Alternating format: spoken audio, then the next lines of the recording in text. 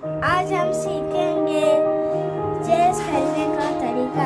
चलिए पहले से शुरू करते हैं। पहला अपनी पोजीशन से एक ही बार में 2 कदम चल सकता है। अगली बार वो एक स्टेप ही चलेगा। अगर वो एकदम आखिरी के बॉक्स पर आ गया तो वो जो चाहे वो बन सकता है। और पैदा चलता सीधा, मारता क्रॉस। और अब हम आते हैं हाथी पर। हाथी चलता भी सीधा, मारता भी सीधा। हाथी आड़ा पे चलता है और मारता भी आड़ा है।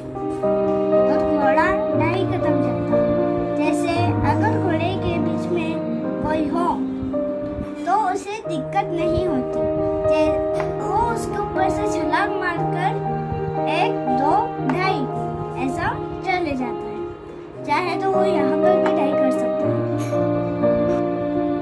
वजीर सिर्फ घोड़े की चाल को छोड़कर सबकी चाल चलता है।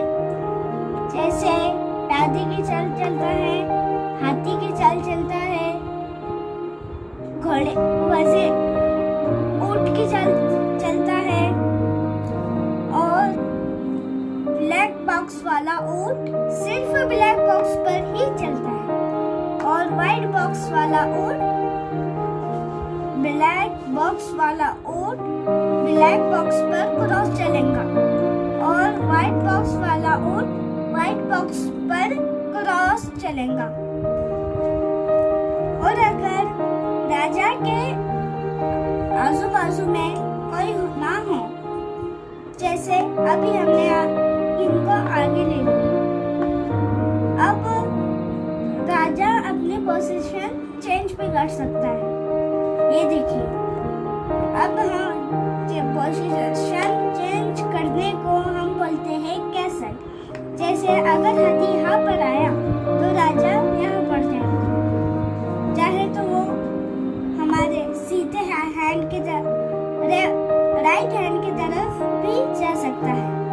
अगर देखिए, और अगर हमको सीधे हाथ की तरफ कैसल करना है तो हम हाथी को यहाँ लाएंगे और राजा को यहाँ पर लाएंगे। ये अब हमने आपको कैसल बता दिया। राजा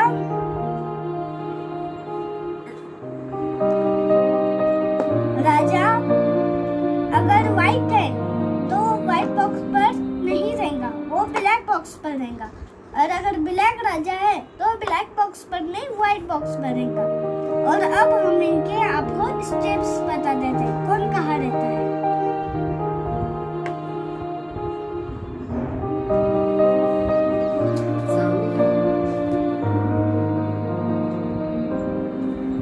ये है इनकी पोजीशन। और खेलने में भी बहुत मजा आता है। आप इसे बिल्कुल खेलिएगा जरूर।